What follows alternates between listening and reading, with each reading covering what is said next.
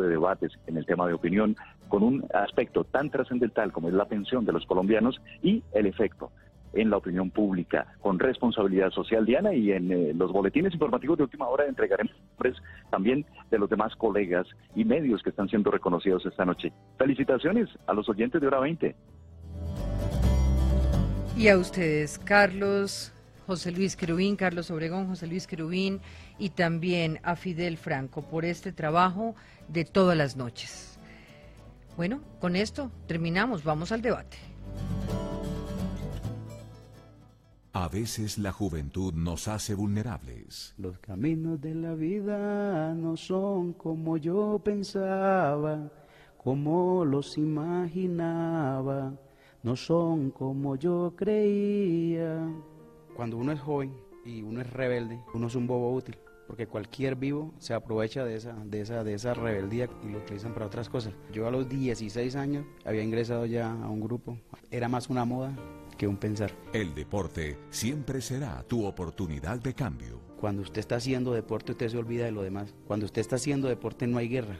Usted se olvida de una rivalidad, de un mal pensamiento. Pues para mí yo creo que es la base para este nuevo comienzo de movilización que se viene con el proceso de la FARC. Para que Colombia sea el país que queremos, debemos aprender a reconocer dónde están las buenas oportunidades. Caracol Radio, más compañía. En la nueva serie de Credencial Historia, Arquitectura en Colombia, un recorrido por las construcciones prehispánicas. Revista Credencial, cuenta la historia. Adiós, linda. No, súper linda con Superbel. Superbel, exclusiva fórmula con extractos naturales que favorecen tu figura, porque tu figura tiene peso. Superbel, crema reductora caliente y gel reductor frío. Súper linda con Superbel. Superbel ayuda a evitar la flacidez, la celulitis, las estrías y la acumulación de la grasa en el abdomen. Superbel, piel firme y tonificada. Superbel, porque tu figura tiene peso. Súper linda con Superbel. Línea exclusiva de comercialización de la rebaja droguerías de todo el país. Servientrega, logística oficial de la Selección Colombia, presenta la hora en Caracol Radio. 7:43. Amor, ¿dónde hay un centro de soluciones de Servientrega? En tus manos. Necesito cotizar unos envíos. En tus manos. Y mandarlos a recoger. En tus manos. ¿En mis manos? Con Servientrega tienes un centro de soluciones en tus manos. Desde tu smartphone puedes rastrear tus envíos, ubicar el centro de soluciones más cercano, hacer cotizaciones, solicitar recolección a domicilio y más. Servientrega, centro de soluciones. Los protagonistas en Hora 20 de Caracol Radio.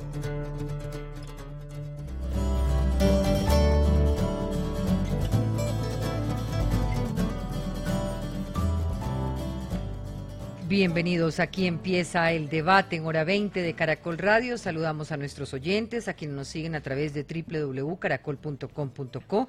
Saludamos también a quienes nos siguen por Facebook Live, que en este momento la opinión se ve en Hora 20.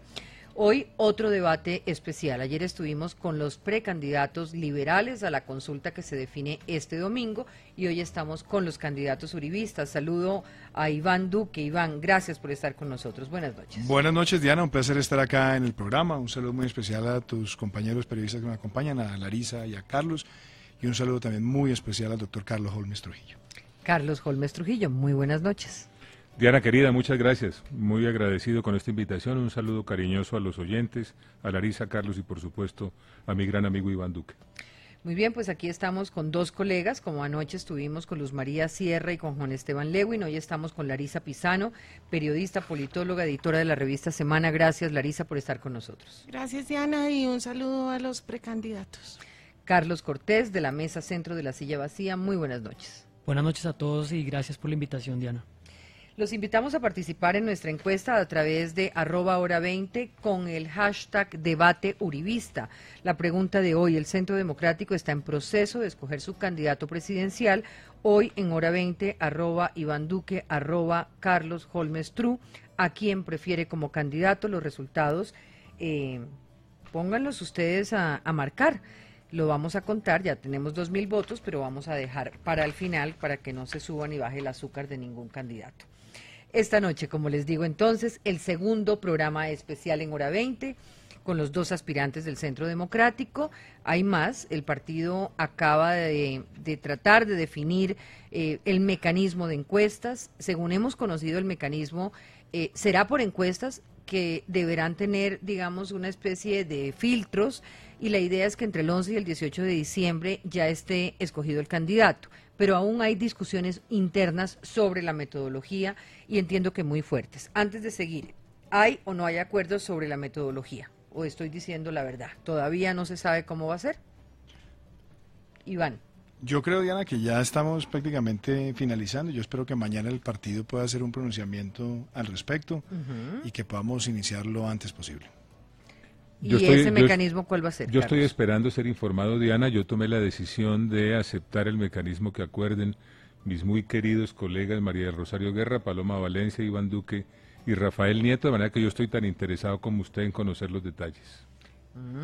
O sea que no me la van a soltar, o al final sueltan el mecanismo. No, es que yo no estuve en la reunión porque tomé esa determinación. Yo me acojo al acuerdo que hayan hecho mis 4 queridos colegas. ¿Usted sí estuvo? Sí, de nuevo, Diana, el tema es encuestas. Yo lo ayudo. 3 o 4 encuestas. 3. 3, lo que se ha hablado son 3 en varias semanas, y por eso yo no quisiera adelantarme al pronunciamiento oficial del partido, pero sí, van a hacer encuestas durante varias semanas. Y tiene que haber candidato escogido el 11. Sí, esa es la idea, que el 11 de diciembre. Ya tenemos algunas cosas. Serán 3 encuestas, tendrán que tener el candidato el 11. No sabemos si van a salir rápidamente los que van quedando atrás, o si van a participar un 20% de militantes internos y el resto uribistas de la calle, o cómo. O sea, eso es más o menos lo que se está debatiendo. Lo que se habló es eso, tener una proporción de militantes carnetizados y una encuesta abierta que se hace con la metodología de las encuestadoras políticas en intención de voto, que se hace sobre los votantes potenciales. Muy bien, pues esta noche, como ustedes habrán visto, hemos escogido a Iván Duque y a Carlos Holmes Trujillo. María del Rosario Guerra, que es otra de las candidatas del Centro Democrático, ha venido ya varias veces a este panel, razón por la cual no está aquí con nosotros. Igual Rafael Nieto. Tenemos, porque estamos llevando una especie de control sobre la cantidad de veces que invitamos a los candidatos para tratar de manejar el mayor equilibrio posible. Carlos y Iván no habían estado, y la idea es que además son como los punteros de esta encuesta, y en esa medida hemos querido hablar con ustedes. ¿Quiénes son? Iván Duque, abogado y senador, ha trabajado en el Banco Interamericano de Desarrollo en varios cargos como asesor y consultor, así como en el Ministerio de Hacienda y la Cooperación Andina de Fomento. También estuvo en la Dirección Liberal y además es autor de varios libros, entre ellos Maquiavelo en Colombia, y otro que tengo aquí que se llama Indignación, ideas para la Colombia del futuro. Y Carlos Holmes Trujillo también es abogado y con una trayectoria política muy amplia, alcalde de Cali, constituyente en el 91, ministro de Educación y del Interior, consejero de Paz y fórmula vicepresidencial de Oscar Iván Zuluaga en 2014, también fue secretario general del Partido Liberal. El lema de su campaña es Comprometidos con Colombia. ¿El lema de su campaña es? El mío es legalidad, emprendimiento y equidad. Muy bien, como lo hicimos ayer con los candidatos liberales, hoy vamos a cambiar de nuevo la forma de realizar el debate. Ustedes tienen 1 minuto. No podrán superar 1 minuto en cada respuesta para que nos rinda. Cada uno de nosotros hará una pregunta. Los 2 candidatos contestan a esa pregunta y uno de nosotros tiene la libertad de contrapreguntar. Así que, si les parece, vamos al debate. Al finalizar quiero decirles, Duque deberá realizarle 1 o 2 preguntas a Carlos y Carlos deberá realizarle 1 o 2 preguntas a Iván. ¿Están de acuerdo? Estamos de acuerdo. Muy bien, entonces... Eso me parece muy bien pensado. Vamos a empezar. Y voy a empezar por una pregunta que incluso no la tenía preparada, pero Juan Fraile, que ha estado todo el tiempo en la reforma política, me contaba pues un poco de lo que se aprobó hoy, de lo que ya quedó aprobado sobre ese tema, y me gustaría empezar por ahí, digamos, sobre la opinión que tienen ustedes sobre esa reforma política que permite el transfugismo y las coaliciones, y que pues parecería más para enfrentar al uribismo que para cumplir con lo pactado en La Habana, de alguna manera. No sé si esa misma lectura comparten mis colegas. ¿Quién empieza, Carlos? Diana, una opinión general. Yo no hago parte del Senado, nunca he sido parlamentario, entonces no conozco los detalles del debate. Le faltó, ¿no?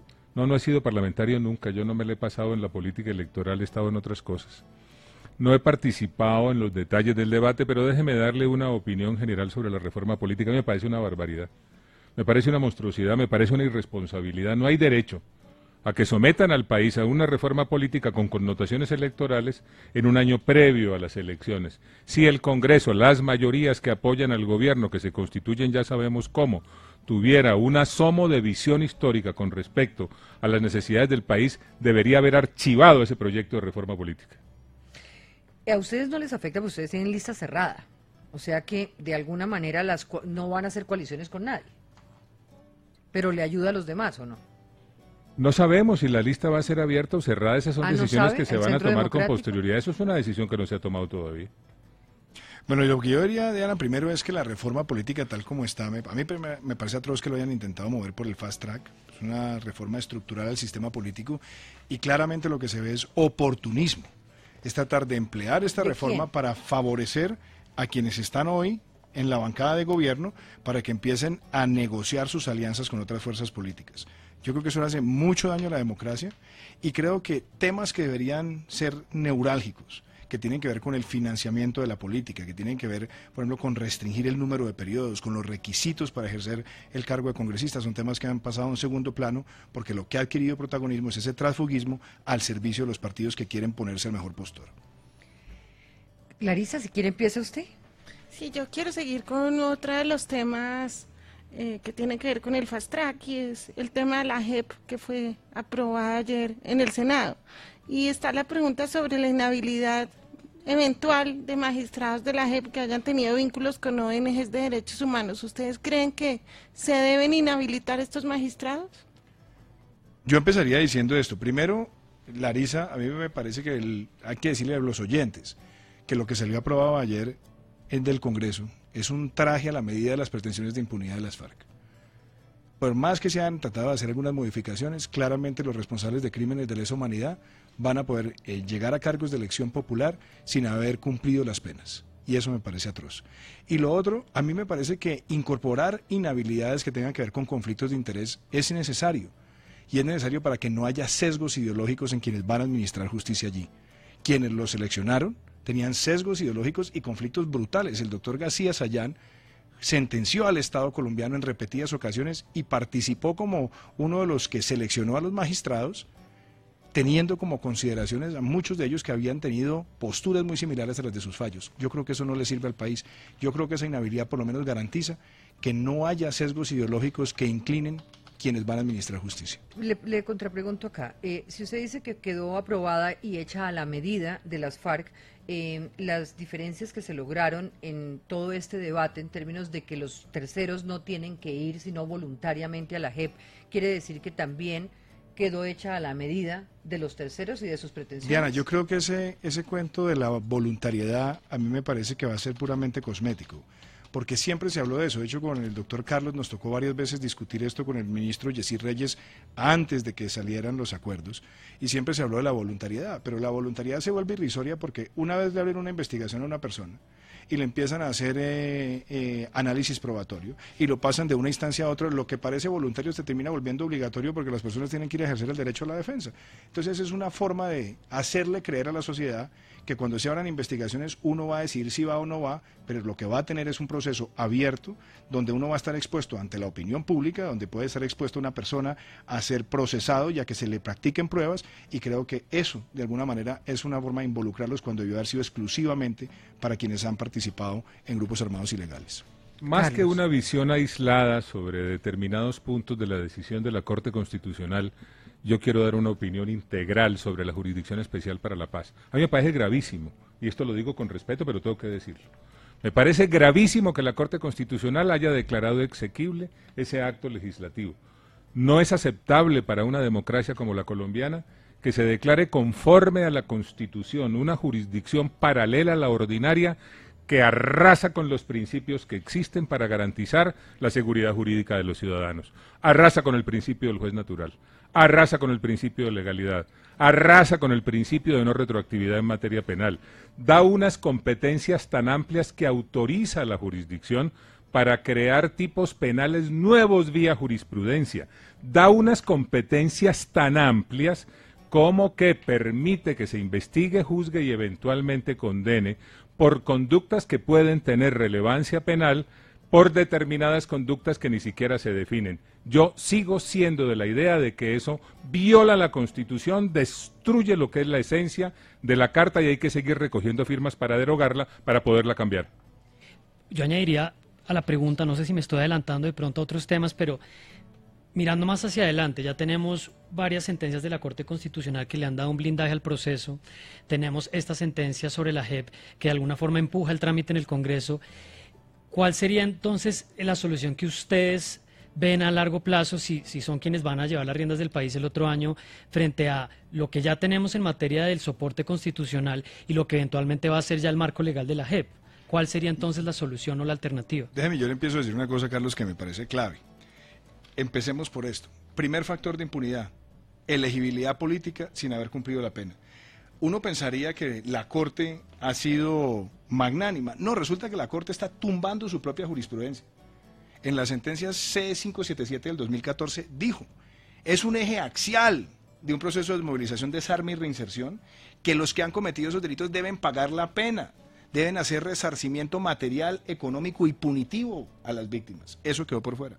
Para aclararle a los oyentes, esa sentencia no se refiere a la sentencia y a el estudio de exequibilidad sobre la Justicia Especial para la Paz. No, correcto, pero... Porque lo que se estudia, lo que la Corte avala en una primera instancia es la Justicia Especial para la Paz y le da al Congreso, además que ustedes lo criticaron en su momento, pero es un hecho objetivo, que el Congreso podía avalar ese acto legislativo, esa Justicia Especial para la Paz independientemente del plebiscito. 1. 2. Lo que ahora hace la Corte Constitucional es decir, esa Justicia Especial para la Paz es exequible, o sea, como mecanismo de justicia transicional en Colombia. Porque usted está diciendo una cosa que es cierta. La Corte ha hecho unos fallos sobre otro tipo de justicia, pero no sobre esta. A ver, primero hay que reconocer una cosa, Diana. Ese fallo del 2014 fue sobre una reforma que se hizo cuando empezó el proceso para prohibir que las personas que hubieran cometido crímenes de lesa humanidad pudieran participar automáticamente en política. Lo otro, hay una perla terrible, y es que aceptar la verdad o decir la verdad no implica aceptar responsabilidad. Eso es gravísimo, porque entonces llega un cabecilla, habla horas y horas de la larga vida criminal, pero no acepta responsabilidad, se considera que dijo toda la verdad y no tiene pena carcelaria. Y lo tercero que es atroz es que haya sido homologada la cadena de fuerza, de mando y de unidad territorial de las fuerzas militares con la de las FARC, cuando la propia jurisprudencia de la Corte Penal Internacional ha dicho que en una organización ilegal responden los cabecillas. Los quiero invitar a una cosa. Vamos a ir a un corte comerciales y de ahí en adelante ya no interrumpimos, pero me gustaría quedar con la pregunta que planteó Carlos, en el sentido que ya sabemos que se aprobó en la Corte Constitucional. Ya sabemos lo que se aprobó en el Senado y lo que aprobaría la Cámara de Representantes. Esta es la justicia transicional. La pregunta de Carlos, para irnos a comerciales, es ¿de qué manera lo harían ustedes? ¿Lo habrían hecho ustedes? Ya regresamos.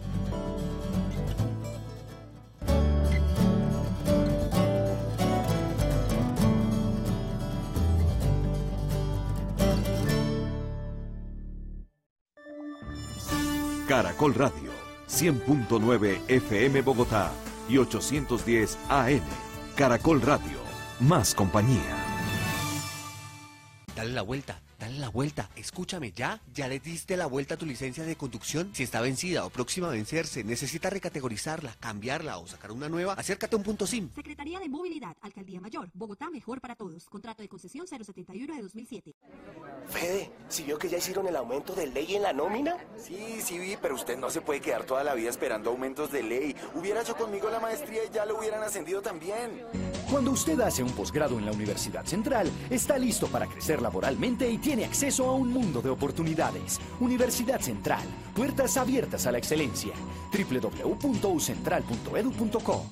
La Universidad Central es una institución de educación superior sujeta a inspección y vigilancia por el Ministerio de Educación Nacional. ¿La plata no nos alcanza?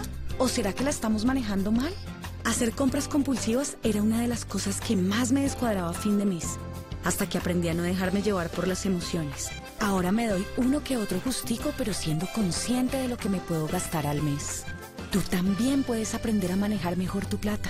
Conoce más de cómo con Bancolombia en nuestro canal de YouTube. Es el momento de los que comparten sus experiencias y de los que aprenden de ellas. Bancolombia. Retoma el control con Fájate. Conoce nuestra nueva imagen y entérate de lo nuevo que tenemos para ti. Fede, ¿sí vio que ya hicieron el aumento de ley en la nómina? Sí vi, pero usted no se puede quedar toda la vida esperando aumentos de ley. Hubiera hecho conmigo la maestría y ya lo hubieran ascendido también. Cuando usted hace un posgrado en la Universidad Central, está listo para crecer laboralmente y tiene acceso a un mundo de oportunidades. Universidad Central, puertas abiertas a la excelencia. www.ucentral.edu.co. La Universidad Central es una institución de educación superior sujeta a inspección y vigilancia por el Ministerio de Educación Nacional. Cuando apagas todas las luces de tu casa menos una, te reúnes con los tuyos, te conectas. La sostenibilidad no es un favor, es lo que haces por ti y por todos. Hoy apaga todas, menos una. Es el momento de todos. Bancolombia. Vigilado Superintendencia Financiera de Colombia. No se deje engañar. La Cooperativa Financiera John F. Kennedy, también JFK, Cooperativa Financiera, no utiliza intermediarios para captar dineros, recaudar cartera o cobrar por asesoría de crédito en ningún lugar del país. Utiliza únicamente nuestras agencias. Vigilado Superintendencia Financiera de Colombia. Sin frac ni corbatín, regresa James Rhodes a Bogotá. La cita con el gran pianista de nuestros tiempos es el próximo 23 de noviembre en el Teatro Jorge Eliezer Gaitán. Boletas en tu boleta y en las taquillas del escenario. Organizan El Malpensante y Rey Naranjo. Invita Alcaldía Mayor de Bogotá. Bogotá, mejor para todos. En una vivienda segura, la llama de la estufa y el calentador siempre debe ser de color azul. Un mensaje de Caracol Social y Gas Natural Fenosa. Vigilado Superservicios. Usar luces ahorradoras en tu casa no es un favor al planeta. La sostenibilidad es lo que haces por ti y por todos. Del 12 al 19 de noviembre, paga con tus tarjetas Bancolombia y recibe el 50% de descuento en toda la categoría de iluminación en almacenes Éxito de todo el país. Conoce más en www.grupobancolombia.com/ofertas. Bancolombia. Vigilado Superintendencia Financiera de Colombia. Bancolombia S.A. Establecimiento bancario. Soy un genio y te concederé 11 deseos. Espera, ¿no eran 3? Hay momentos que jamás se repiten, como el número mágico Hyundai, que en el mes 11 te da 11 días con descuentos hasta de 11,5 millones y financiamos hasta el 111% del valor de tu vehículo para tener el Hyundai que quieras. Visítanos del 16 al 26 de noviembre. Aplican términos y condiciones. Hyundai. Caracol Radio, señal satélite.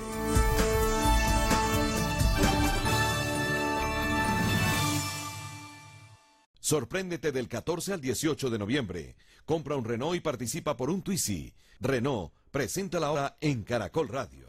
8-3. Así suena el corazón de una persona cuando le regalan un Renault.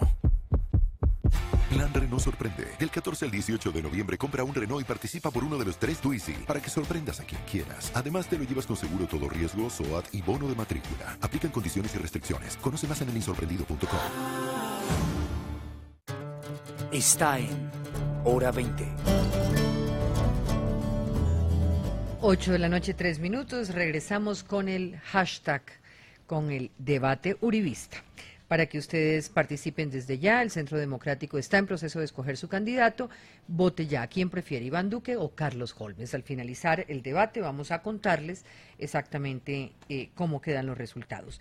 Usted tenía una pregunta importante, Carlos Cortés. Bueno, para abandonar un poco el campo de los abogados y de las sentencias, partamos del supuesto de que existe una realidad, un par de pronunciamientos de la Corte que blindan o respaldan el acuerdo y la JEP y unos trámites en el Congreso que le van a dar finalmente el piso a eso. La pregunta es, si ese es el escenario que está enfrentando un candidato del Centro Democrático, ¿qué haría de aquí en adelante o cómo lo va a resolver teniendo en cuenta que se opone en principio a ese marco legal? Nuestro partido está en este momento promoviendo un referendo revocatorio de esa justicia especial y de otros de las adefesios que tiene el Acuerdo de La Habana. Lo hacemos además validando un pronunciamiento popular el 2 de octubre que fue violado por este gobierno. ¿Y qué es lo que nosotros consideramos que se tiene que modificar acá? Primero, si queremos verdadera justicia, usted puede aceptar la transicionalidad, pero ojo, la transicionalidad puede ser una reducción sustancial de la pena punitiva, pero no la ausencia de pena punitiva porque estaría configurando impunidad. Y por supuesto la participación en política sin haber pagado las penas. Otra cosa, los militares en Colombia deben ser tratados por personas que conozcan sus condiciones de modo y acción operacional, que conozcan sus circunstancias operativas y por eso se necesita que haya un tribunal especial militar para ese tipo de casos. Y quiero cerrar con el último. Nosotros no podemos tener la temporalidad de una justicia que es indefinida hacia atrás y que además puede hacer calificaciones jurídicas propias como crear delitos. Yo tengo una contrapregunta. Carlos. Larisa, sí. Candidato, sí, tengo una contrapregunta. Primero, la Corte definió una temporalidad para la JEP de 20 años. Pero adicionalmente quisiera saber qué sentido tiene hacer ese referendo contra la JEP cuando ya la Corte Constitucional la avaló. Y por otro lado, de alguna manera lo que uno siente es que ustedes plantean hacia futuro reversar una decisión de Estado que ya está tomada. ¿Cómo le argumenta uno a la gente de las FARC que está desmovilizada, que entregó las armas, que le van a cambiar las reglas del juego? Es decir, ¿es posible, después de un ejercicio de negociación, plantearle un cambio a la gente de las FARC de las reglas y de los acuerdos de paz? Yo creo que esa es una pregunta muy interesante, Larisa, porque lo que nosotros siempre dijimos a lo largo de la campaña del plebiscito, y lo hemos dicho durante todos estos meses, es que para la base guerrillera puede haber desmovilización, desarme, reinserción y además una amnistía generosa. Pero aquí se debió concentrar, la justicia fue en los máximos responsables de crímenes de lesa humanidad. Pero usted como presidente se sentaría con Iván Márquez a renegociar el tema. Es que yo creo una cosa, aquí no es un tema de renegociar. Cuando ellos ya han aceptado la institucionalidad y la Constitución tienen sus propias formas de modificación. Y el referendo es un mecanismo que la Constitución considera válido para reformar la Constitución y por eso nosotros estamos acudiendo a él, porque es un mecanismo válido para derogar y para deformar aquellas cosas que a juicio nuestro y que además fue validado por el pueblo colombiano el 2 de octubre y después negado por el gobierno, era la configuración de la impunidad. Carlos Holmes Trujillo. Diana, dos temas, el cuento del blindaje, la duración de la Jurisdicción Especial para la Paz y qué haríamos. En primer lugar, Carlos, no hay blindaje. El blindaje es realismo mágico constitucional. 9 distinguidos juristas no pueden sostener la tesis, y lo digo con respeto, que ese acuerdo, que es un acuerdo político entre un gobierno coyuntural y una fuerza armada ilegal, puede convertirse en pétreo y que nadie lo puede tocar en el curso de los 3 próximos periodos presidenciales. La Corte Constitucional no puede derogar la soberanía popular. La soberanía popular es la fuente de todos los poderes y el pueblo colombiano se va a pronunciar nuevamente en el año 2018. La Constitución Nacional no tiene cláusulas pétreas y mucho menos se puede convertir en pétreo. El texto completo vía el bloque de constitucionalidad de un acuerdo entre el presidente Santos y Timochenko, de manera que lo que estamos es buscando el mandato popular vía referendo y por supuesto en las próximas elecciones. No hay blindaje. Carlos Holmes, para yo entender, si usted llegara a ser el candidato del uribismo y llegara a ser presidente de la República, usted busca por vía mandato popular que la gente diga no queremos ese acuerdo de paz. En términos prácticos y reales, usted coge a esos 9.000 hombres, 8.000 o los que usted quiera, póngale los nombres que quiera, ahí están de todas formas las cifras, y les dice se me devuelven ya para el monte, cojan sus armas que ya las entregaron, se me devuelven para el monte, que esto vuelve al conflicto. O sea, ¿cómo funciona eso en la práctica? O sea, ¿cómo pasa uno de ese discurso a la práctica? Porque yo, y ahí me voy a adelantar a preguntarles, ¿por qué convertir en bandera electoral el silenciamiento de las armas? Digamos, yo entiendo y ustedes han expresado sus posiciones respetables, pero acá, los secuestros extorsivos acabados por parte de la guerrilla, no tenemos masacres de soldados, campesinos que ya hoy están en otro escenario. ¿Eso no es suficiente para darle una oportunidad a ese proceso? Yo creo que usted me va a tener que dar más del minuto. No, pues es más, voy a poner, óigalo, sí, es muy vivo, entonces voy a poner ya aquí la cosa, detenga cronómetro y vuelve y arranque, hágale. En primer lugar, si yo soy presidente, conservo lo bueno y cambio lo malo mediante el mandato popular que vamos a buscar. ¿Qué es lo bueno? Pues que las FARC desaparezcan como fuerza armada ilegal. ¿Quién dijo que eso era malo? ¿Qué es lo bueno? Pues que las armas queden en poder de las Naciones Unidas. ¿Quién dijo que eso era malo? Nadie ha dicho que eso es malo. Hay cosas muy malas que hay que cambiar y eso tiene que ver con la incorporación vía el bloque de constitucionalidad, tiene que ver con la barbaridad de que el narcotráfico sea considerado como delito conexo al delito político. Pero no me extiendo en esto para responder su pregunta, que ¿cómo lo voy a hacer? Pues con la Constitución en la mano. acudiendo a las mayorías parlamentarias que vamos a integrar, presentando proyectos de ley, presentando proyectos de acto legislativo, acudiendo a los mecanismos de participación popular que existen para ese efecto. Y yo parto de la base de que las FARC dijeron que ya están en la democracia, y en la democracia se gana o se pierde. Es decir, el próximo año el pueblo finalmente se pronunciará nuevamente a raíz de este acuerdo, porque no se le olvide el conejazo. Ganamos el 2 de octubre, el pueblo dijo no y nos quieren imponer un acuerdo que rechaza la mayoría. Vamos a pasar a otra pregunta antes de eso, porque me gusta que los oyentes queden con claridades por fuera de los discursos políticos, y trato de ser lo más objetiva en este tema. Aquí hay dos situaciones, porque mientras los uribistas que están en esta mesa pues dicen que hay que tumbar esta justicia transicional y no están de acuerdo, pues las FARC hoy también decían que la Corte había vulnerado la esencia del proyecto, del acto legislativo, con lo cual nosotros acá tenemos que la Corte, que buscaba acabar con esa polarización con un tema como el que falló, pues no lo logró. Eso queda claro, digamos. Lo segundo es que fueron decisiones unánimes de la Corte. La exclusión de la justicia transicional obligatoria de los terceros civiles y los agentes del Estado, no militares, quienes no participaron en la negociación, no desvertebra para la Corte la justicia especial para la paz, ni preserva la impunidad. Eso sería, digamos, una respuesta de la Corte a las FARC, que es lo que está diciendo. Pero pregunto, ¿no sería de alguna manera un punto que complazca a los uribistas? Ustedes han dicho aquí no. La intención de que la JEP tuviera un régimen autónomo, por ejemplo, quedó sepultada. ¿Eso era o no una pelea que tenía la oposición con el tema del gobierno? Pero eso tampoco, digamos, ha quedado satisfaciendo los intereses del uribismo. ¿Sí o no es cierto? Yo creo, Diana, esto es que la sentencia, uno no puede dejar de desconocer que tiene pronunciamientos acertados. Pero miremos las cosas es integralmente. Cuando uno mira integralmente, las principales fallas, ¿dónde están? Primero, que Colombia se unió a más de 120 países para ser parte de la Corte Penal Internacional. Y ahí se hablaba de penas proporcionales y efectivas para delitos graves por los cuales han sido condenados los cabecillas de las FARC.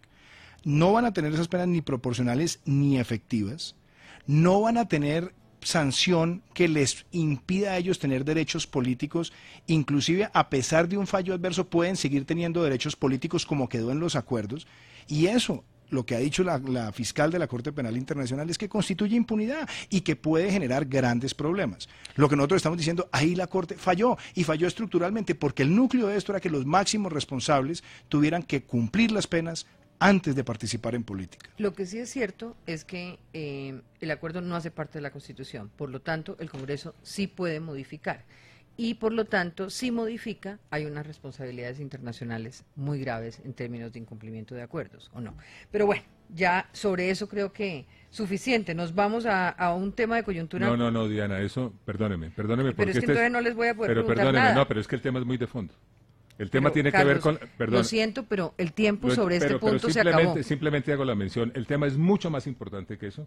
Tiene mucho más fondo. Tiene que ver con la soberanía popular. Tiene que ver con el estado real de la Constitución en este momento. Y tiene que ver con la ausencia hoy, por culpa de esas decisiones, de una Constitución conocida y cierta. Así de grave es el asunto. Pero un referendo revocatorio se puede perder, ¿no? Se ganó el no por 50.000, se podría eventualmente perder. Es correcto. Es correcto, pero además se apela al sentimiento de la ciudadanía.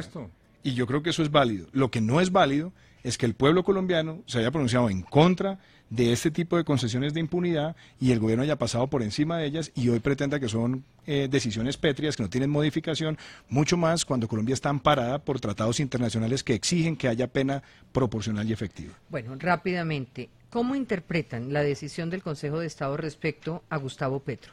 Se volvió héroe Petro por decisiones políticas tomadas por el exprocurador Alejandro Ordóñez, que le hace cosquillas todo el tiempo al Centro Democrático. ¿Ya lo aceptaron allá adentro? ¿Sí, ya él está allá? No se sabe. Parece que ¿Sí? no. ¿Sí o no?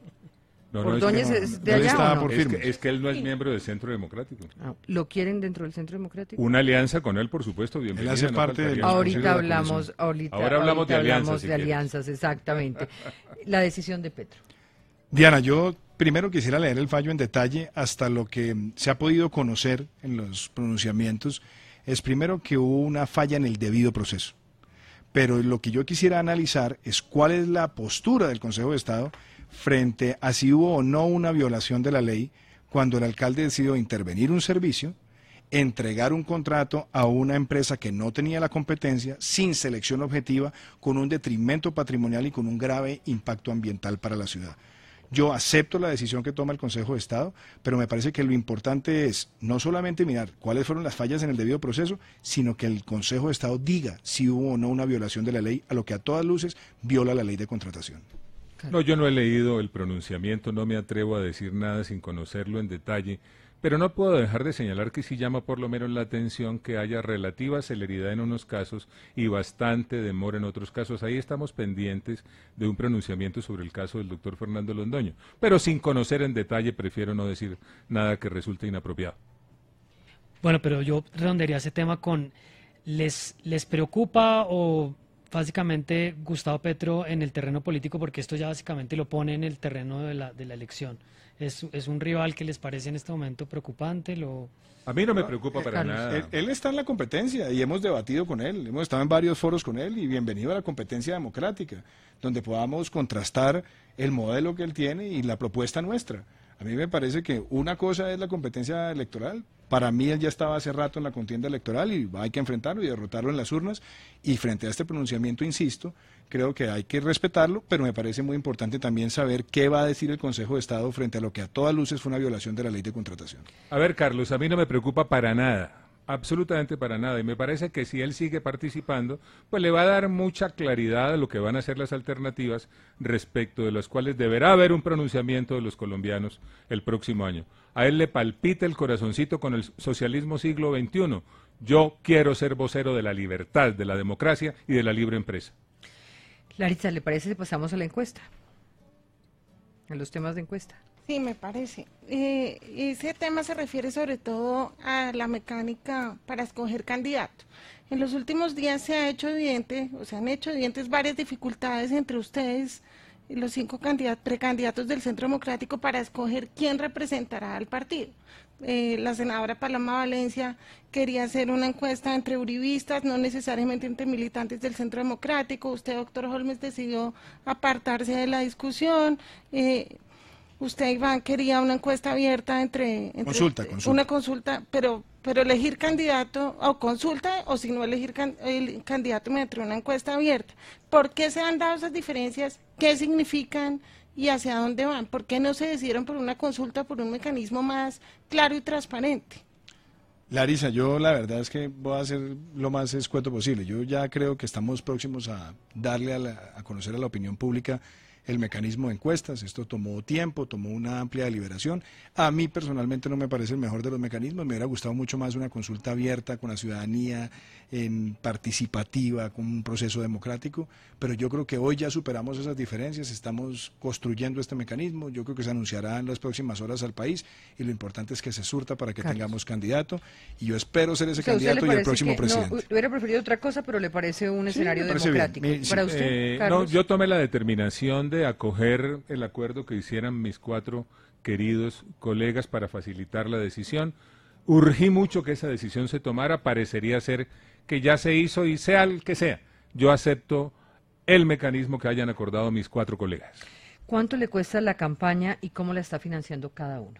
¿Usted cuánto le está costando esta campaña para las... Hasta ahora muy poquito, Diana. Esta es una campaña que se ha hecho con mucha austeridad, con mucho voluntario, no tenemos sede.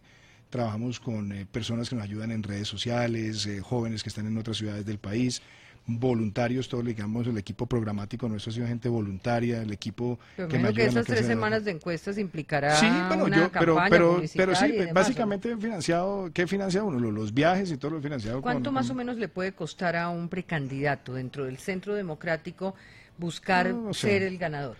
No sé, porque además primero hay todas las restricciones de publicidad, o sea, no hay gastos en publicidad como tal.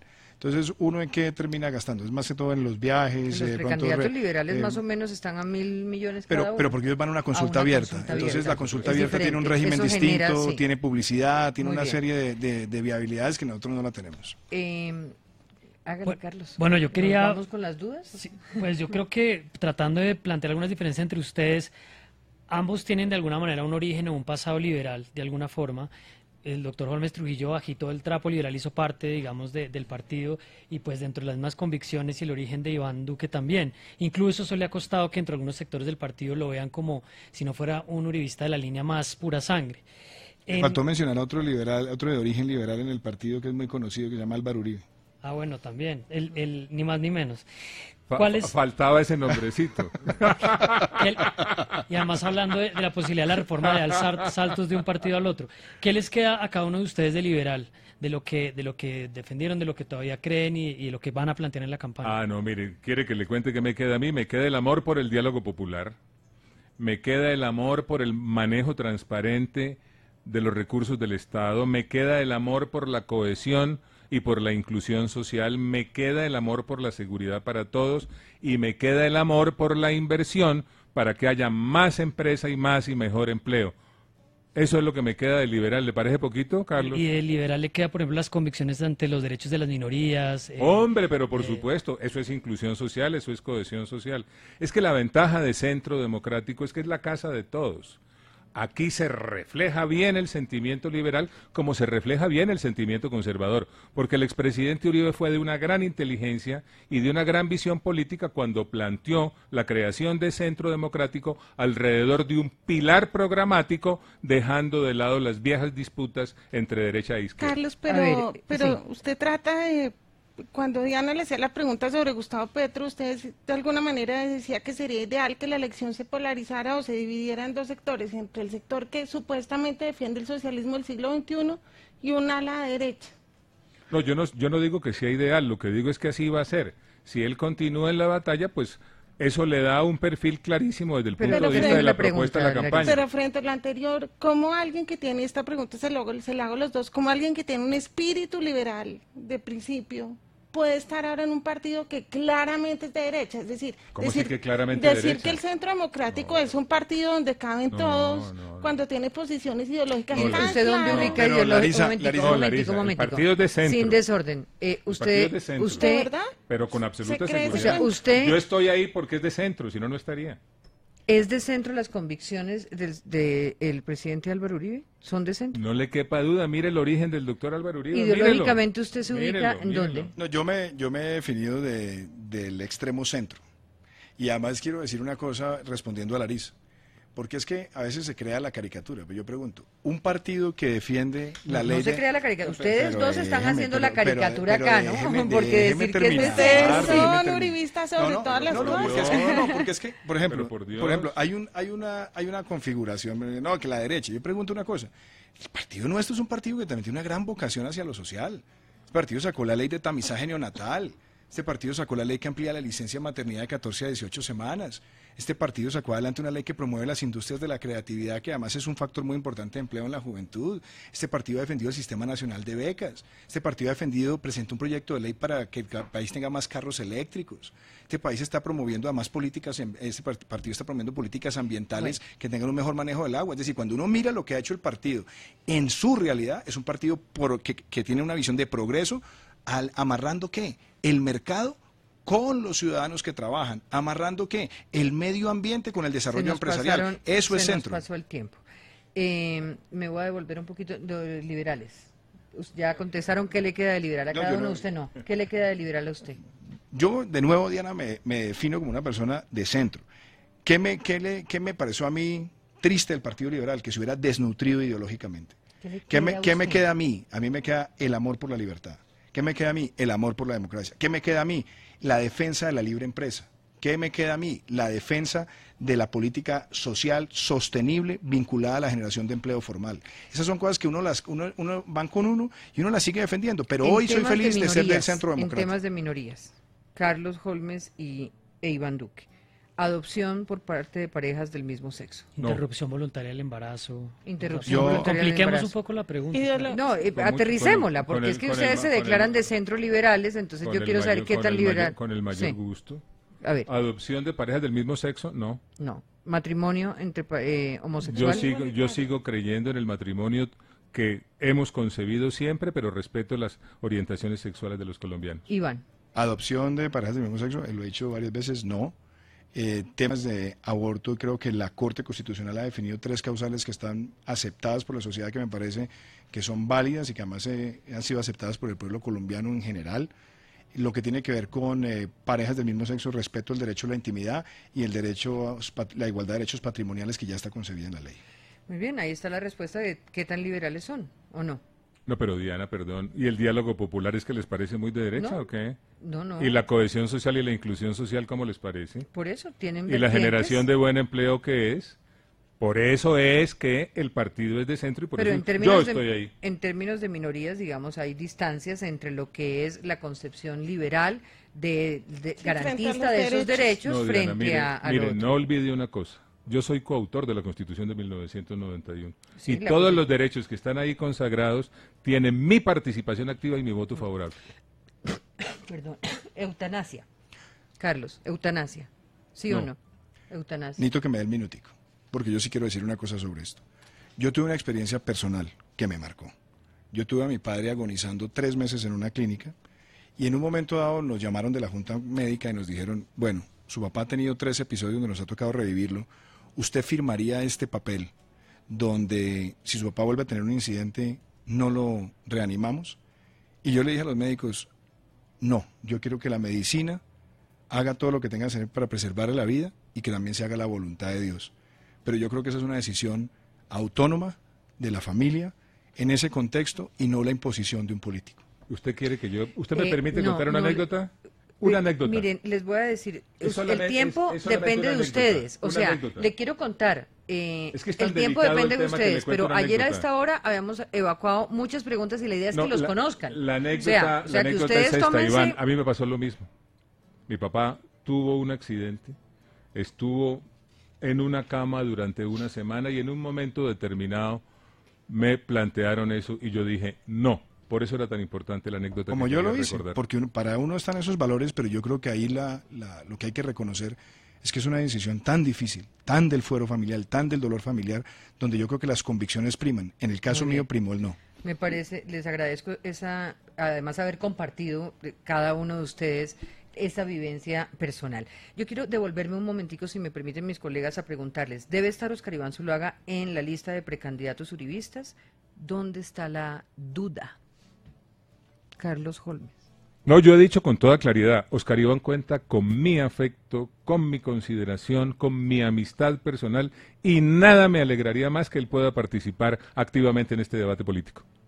Yo manifesté cuando salió el fallo del Consejo Electoral que me alegraba por él, por su familia y que la decisión de si participa o no es una decisión que él tiene que sopesar. Usted tenía una sobre Luis Alfredo Ramos, Carlos.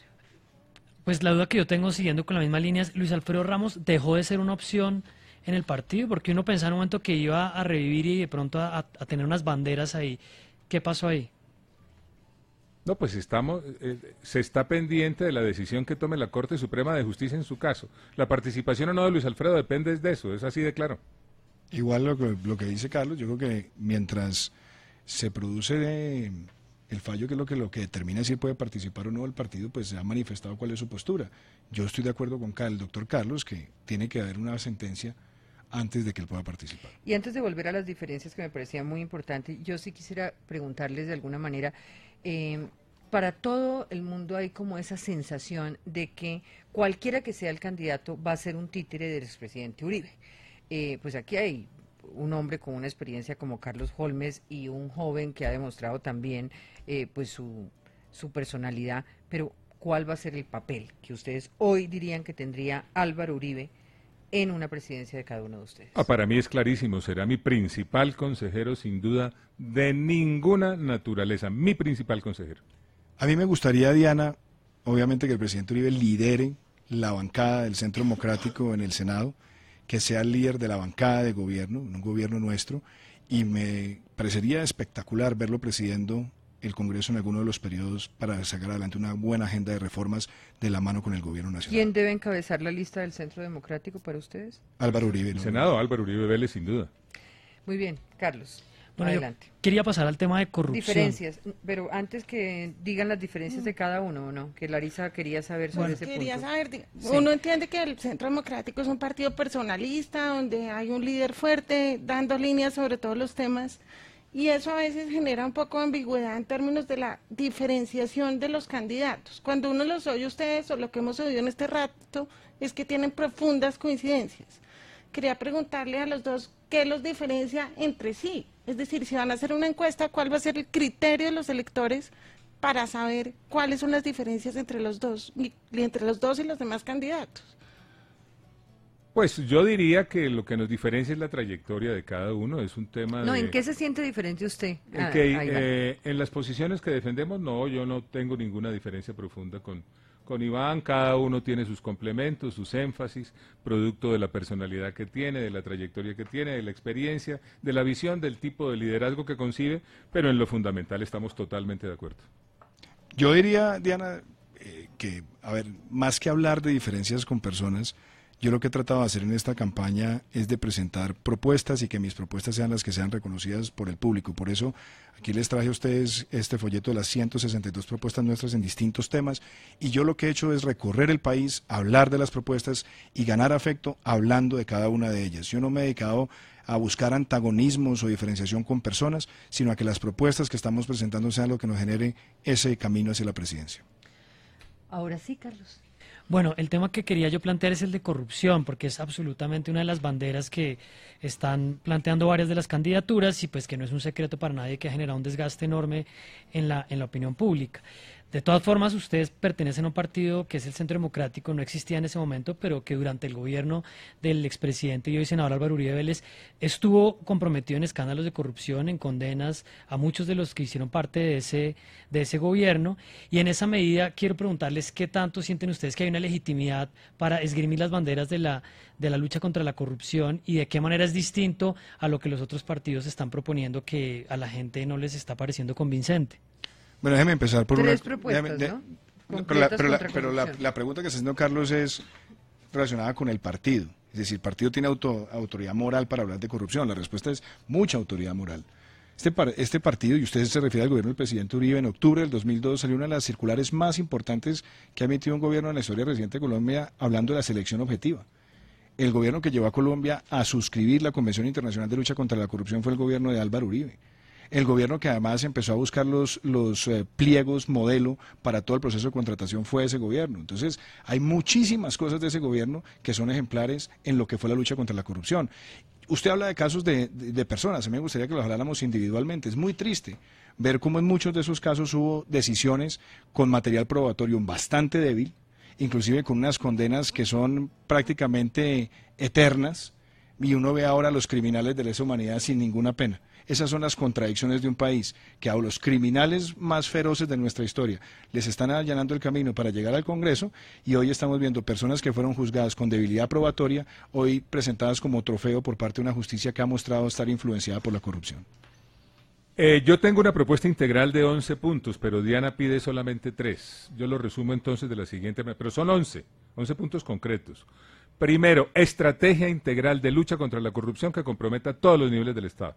Segundo, creación de una autoridad nueva, independiente, con mucho músculo jurídico y político, cuya tarea sea coordinar la implementación de la estrategia. Tercero, liderar, literalmente liderar, en el marco de las Naciones Unidas, la creación de la Corte Internacional Anticorrupción. Quedan 8 pendientes, pero acepto las limitaciones de tiempo. Yo le echo las tres mías, Diana. Primero, empresa que corrompa funcionarios, ni la empresa ni sus dueños puede jamás volver a contratar con el Estado colombiano.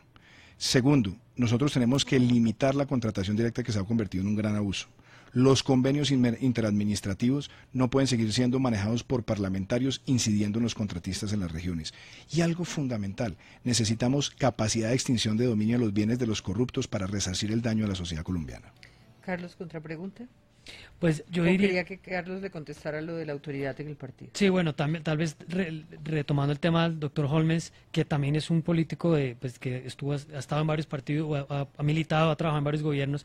¿Usted siente que hay una autoridad moral desde el Centro Democrático para esgrimir las banderas de la anticorrupción? Toda la autoridad moral, y por eso estamos además en esta batalla, y yo personalmente tengo una gran autoridad moral para estar en ella, así como la tiene el partido. Yo quiero pasar, Diana, al tema económico.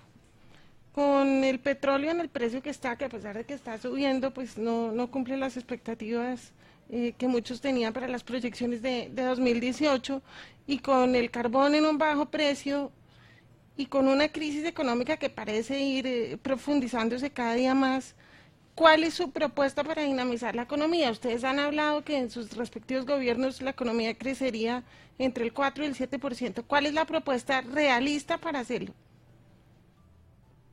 Mire, yo he venido planteando como prioridad crear las condiciones para que la economía crezca rápidamente.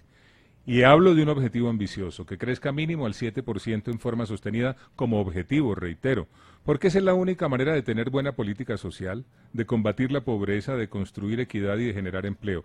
Y para lograrlo yo concibo 5 acciones. Primero, concertación con el aparato productivo colombiano para definir sectores y productos en los que haya competitividad, mercado y capacidad de generación de empleo. Segundo, acabar con toda esa tramitología que obstaculiza el emprendimiento y estimula la corrupción mediante la puesta en marcha del programa Hagámoslo Rápido y Bien. Tercero, estructura tributaria plana, de tarifas bajas, de fácil recaudo, que permita combatir la evasión con la bajada además de los impuestos. Cuarto, estrategia integral de lucha contra la corrupción. Y quinto, una nueva visión de la política exterior que nos permita tener las herramientas para crecer mediante la puesta en marcha de la diplomacia para el crecimiento. Yo diría lo siguiente, Larisa. Seamos muy concretos. Primero, el Estado necesita eliminar todos los gastos innecesarios. ¿Eso qué implica? Que nosotros no tengamos gastos de publicidad y eventos que representen más de 4 billones, que es lo que ha pasado en los últimos 2 o 3 años. Segundo, que nosotros tengamos un programa de reforma a la administración pública que genere por lo menos unos ahorros permanentes del 5% por año. Nos puede llevar a un ahorro de cerca de 22 billones en 4 años. Tercero, reducir la evasión de renta e IVA en un 50% como mínimo en los próximos 4 años. Eso nos puede generar 16 billones de pesos más. Eso libera inversión. Eso también genera ahorros estructurales. Y por esa vía hay que empezar a bajar, por ejemplo, impuestos a las empresas, que puedan tener tarifas más competitivas. Inclusive se puede plantear de manera clara que puede haber una disminución de los impuestos al consumo para que las personas naturales tengan mayor capacidad de adquisición, ampliando de pronto un poquito más la base y teniendo mecanismos de devolución. Otra cosa, diversificar la economía. Nosotros no podemos seguir estando dependiendo de las exportaciones de 10 productos que llevan más del 75% de las exportaciones. Deme 2 productos, sin petróleo y carbón. Usted tiene, por ejemplo, todo lo que son los agrícolas, café, banano, flores. La canasta exportadora nuestra está prácticamente en un 76% concentrada en esos 10 productos. ¿Qué pienso yo? Nosotros deberíamos abrir mucho más el mercado, por ejemplo, de industrias creativas en el país. Son más grandes que la minería en su aporte al PIB, generan 1 millón de empleos. ¿Qué es una industria creativa? Televisión, radio, cine, publicidad, ingeniería aplicada, diseño especializado. Hoy en Colombia apenas es el 8% de las exportaciones, un poquito menos del 8%, y podríamos llevarla a que fuera el 20% con una buena estrategia. Y otra cosa, Diana, hoy en el país, por ejemplo, son el doble de la minería.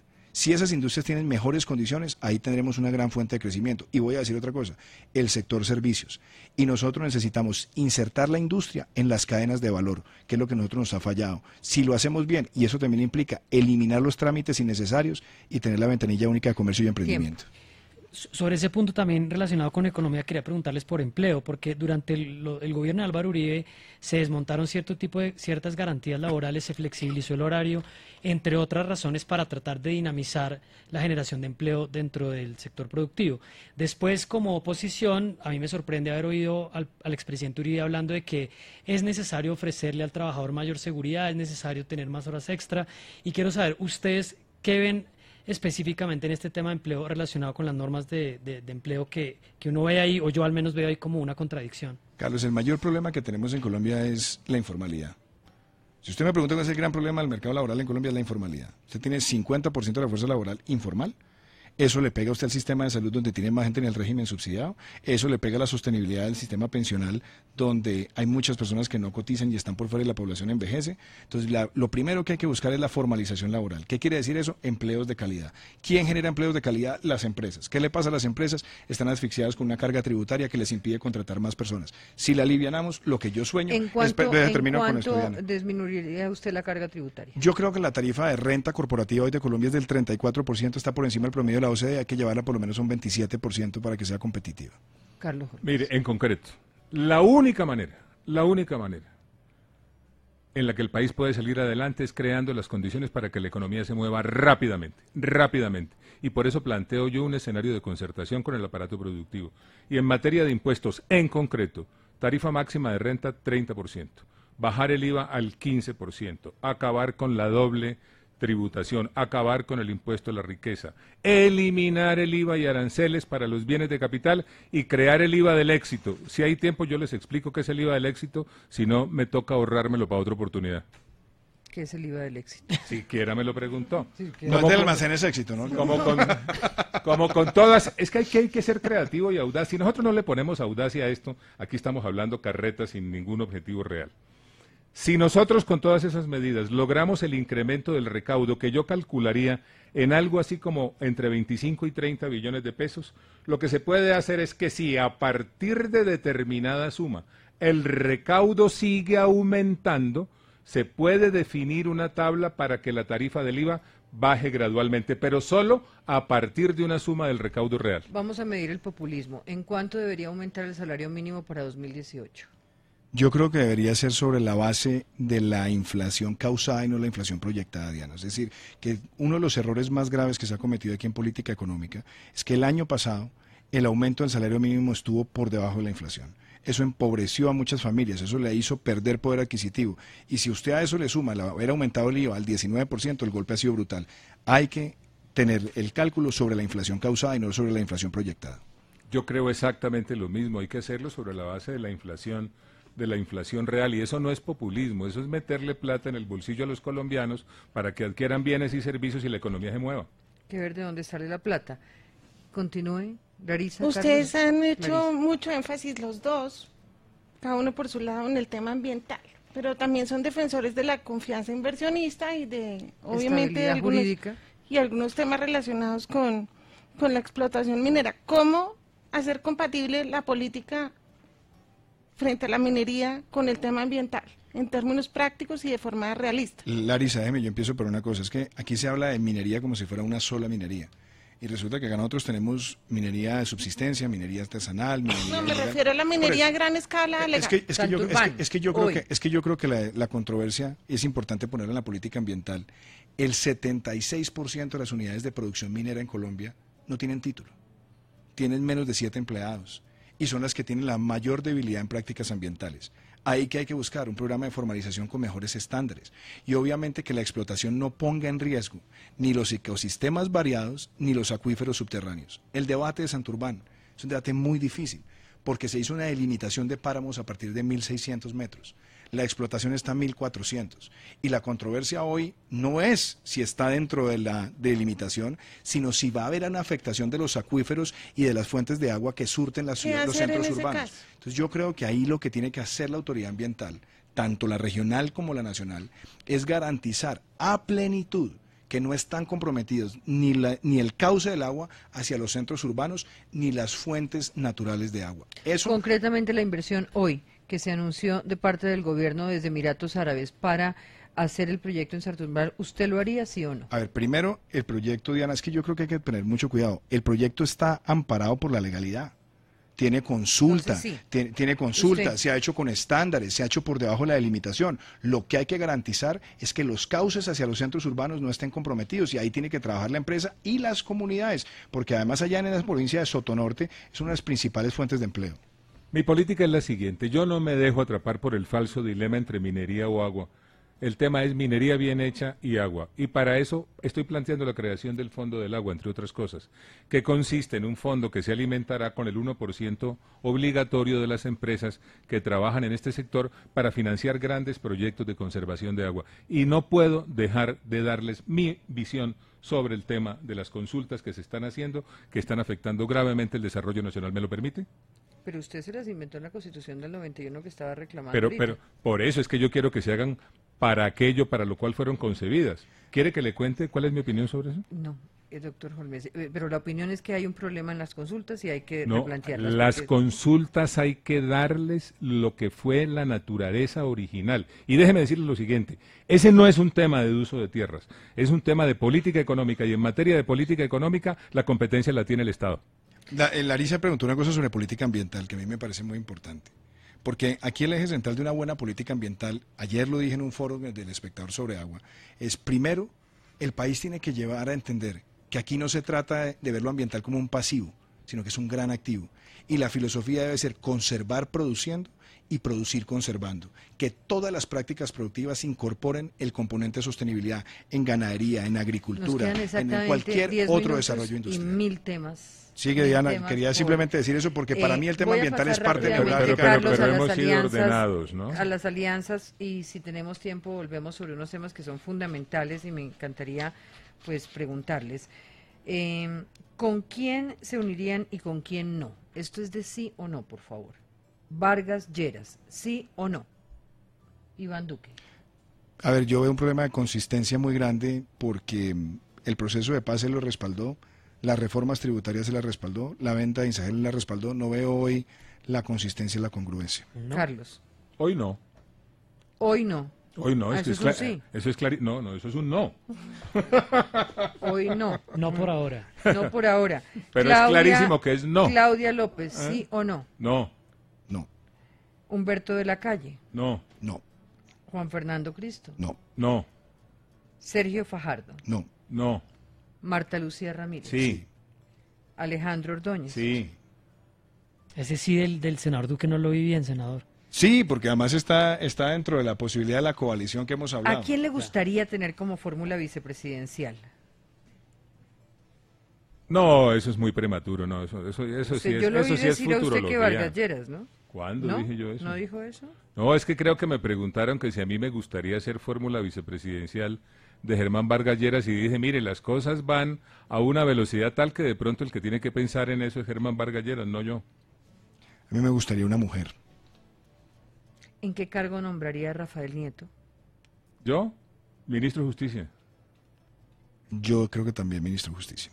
¿A Paloma Valencia? Yo, ministra del Interior.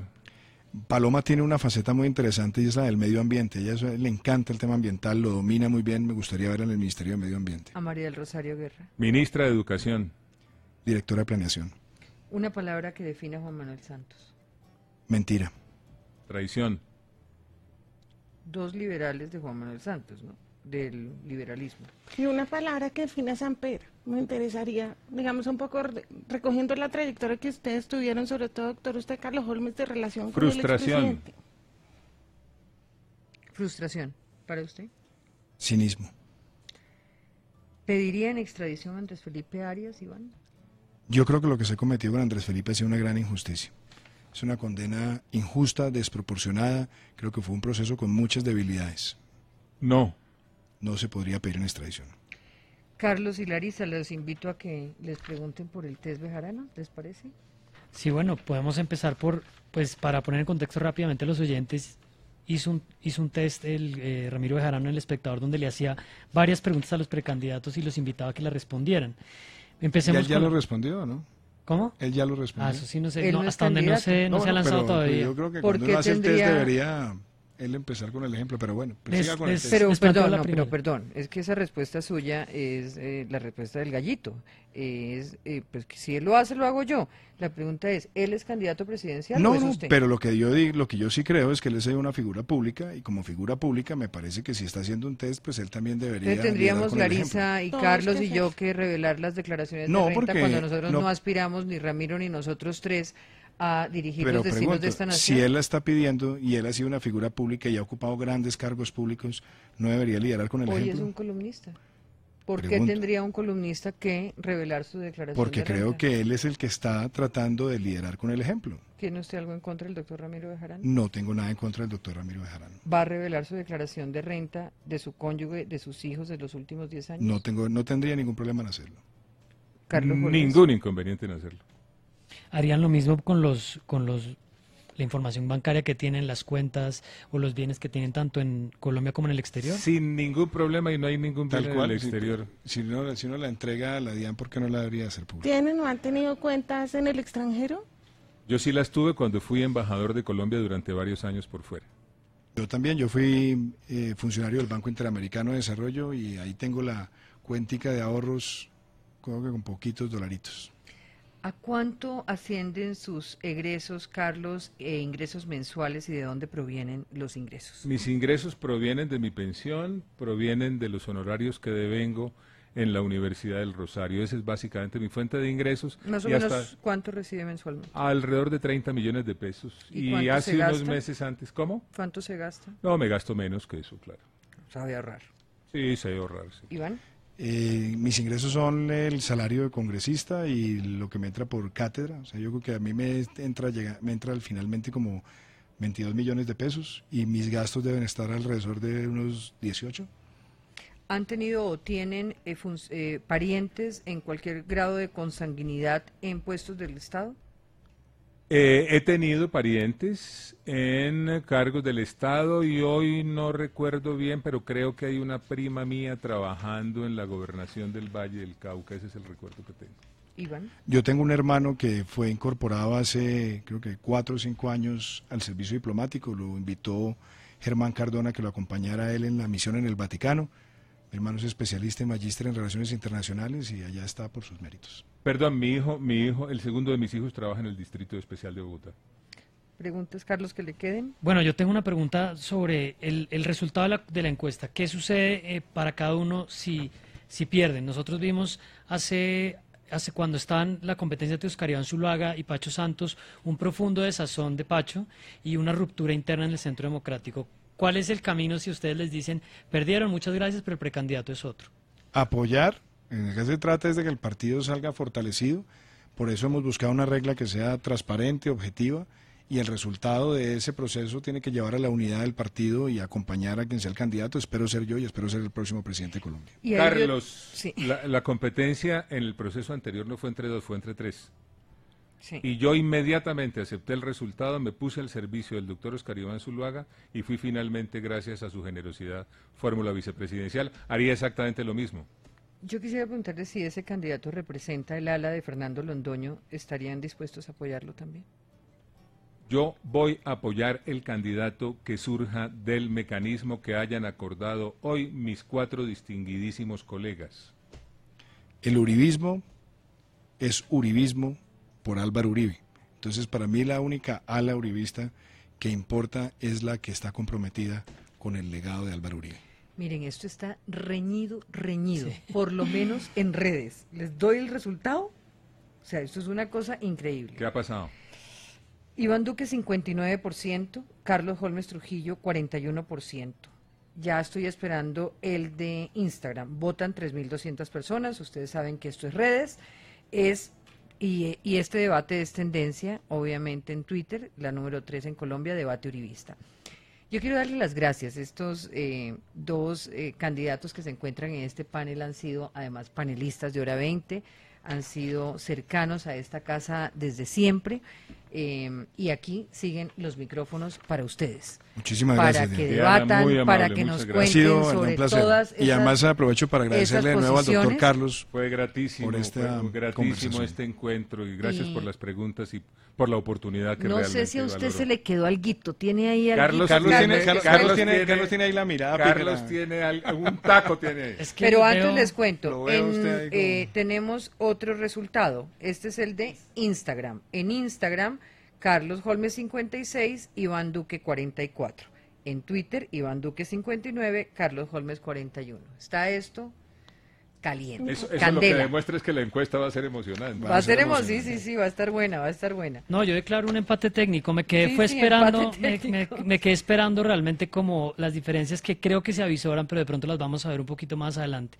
Hoy los noté bastante neutrales el uno con el otro y ahí fue donde me quedé un poquito esperando esa. No solo neutrales, sino casi idénticos en la respuesta. Sí, traían el libreto bien. Pero si es que somos miembros del mismo partido, tenemos el mismo jefe, ahí está la misma estructura programática.